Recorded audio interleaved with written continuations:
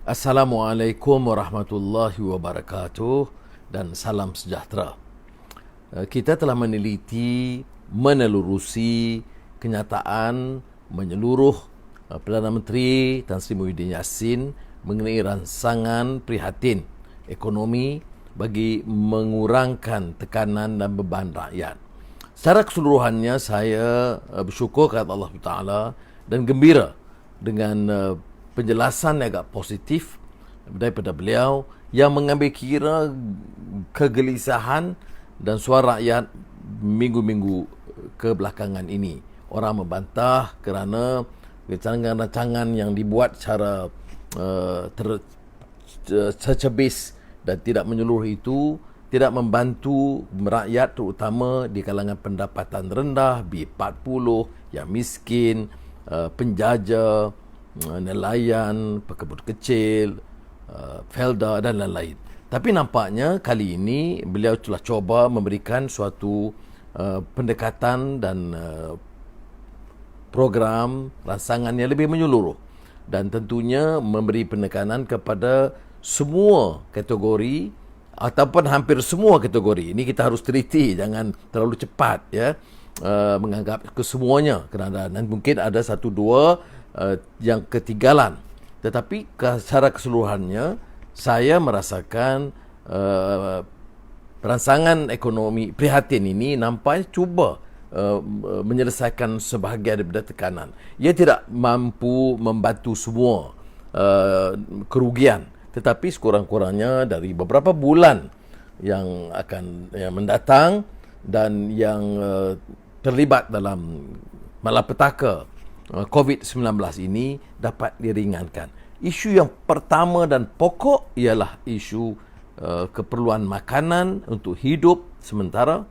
Keduanya soal jaminan kesihatan mereka. Sebab itu saya tidak mahu ketinggalan dalam menggesa kita supaya patuh dengan arahan kekal di rumah, jaga kepentingan keluarga dan anak-anak supaya jangan melanggar peraturan ditetapkan oleh pasukan keselamatan.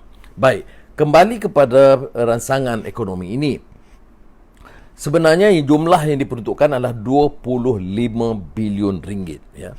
Yang 100 bilion itu dia terkait dengan program kemudahan oleh sistem perbankan, takaful, insurans dan diberikan unjuran untuk membayar balik tanpa tekanan faedah tambahan atau compound.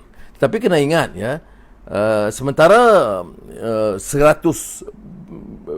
bilion lebih ini tanggungjawab bank, tetapi kadar faedah masih dikenakan. Dan ini saya anggap satu kelemahan besar.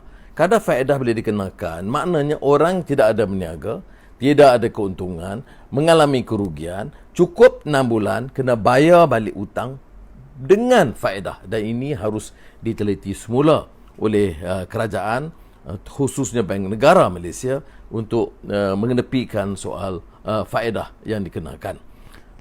Jadi saya anggap untuk petani, untuk nelayan, untuk pekebun kecil, untuk B40, untuk siswa, mahasiswa, untuk utama pasukan keselamatan dan kesihatan yang terlibat secara langsung dalam usaha memerangi atau barisan ke depan masalah ini. Ini saya sokong sepenuhnya supaya kita nampak benar-benar prihatin membantu mereka. Dan juga peruntukan yang agak besar untuk Kementerian Kesihatan.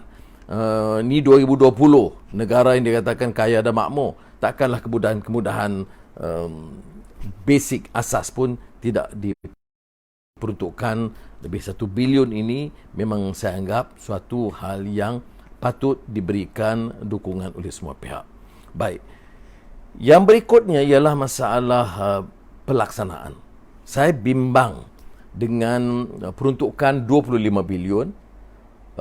Betul menyenangkan beberapa pihak, tetapi saya juga tahu Makcik Som di Permatang Pauh, Bamat di Bagan Pinang, Port Dickson, ada 6 anak, ada 2 anak OKU, dan ini tidak semua selesai dengan satu contoh ya. Jadi kita harus teliti di tingkat pelaksanaan. Jadi saya katakan kebimbangan saya ialah apakah pelaksanaan itu tidak mengalami ketirisan dan kebocoran.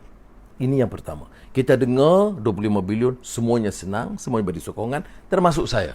Tetapi dengan pengalaman kita mengajar kita bahawa masalahnya, seperti mana pepatah Inggeris, the devil is in the details. Ya, masalahnya dalam bila kita perinci pelaksanaannya. Wang RM2,000 sampai terus ataupun ada potongan, ada ketirisan, ada rompakan kecil-kecilan. Ini semua harus diteliti supaya jangan diserahkan kepada orang-orang politik atau pegawai yang punyai rekod yang buruk, mencuri dan merampok atau merompak sebelumnya. Ini baik. Siapa yang boleh mengawasi?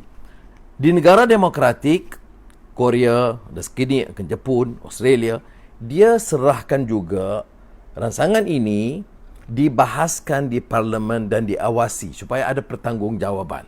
Belanjawan kita dah kemukakan. Tetapi sekarang ini bila ditambah 25 bilion, dari mana sumbernya, bagaimana boleh bayar hutang, bagaimana boleh diperinci tahap pelaksanaan berkesan, saya syorkan supaya Perdana Menteri memberikan pertimbangan yang serius, memberikan ruang kepada semua pihak untuk membahas dan memberikan sokongan dengan maksud memperbaiki supaya Mak Gayah ke, Mak Som ke, Bang Mat ke dapat benar-benar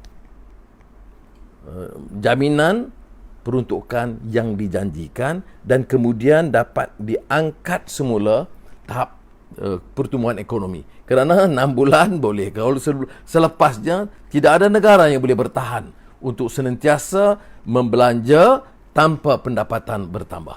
Oleh itu, saya ulangi keperluan diberikan ruang untuk anggota parlimen bahas dan saya ingin memberi jaminan kepada Perdana Menteri dan kerajaan walaupun yang disebut oleh Perdana Menteri kerajaan yang tidak dipilih oleh rakyat, tetapi saya ingin bagi jaminan kita akan berikan kerjasama, kita akan berikan sokongan supaya rancangan ekonomi ini berkesan dan tidak ada ketirisan dan di samping itu memberikan keyakinan supaya ekonomi dapat dibangunkan dengan lebih rancak semula dalam tempoh yang tidak lama dari sekarang.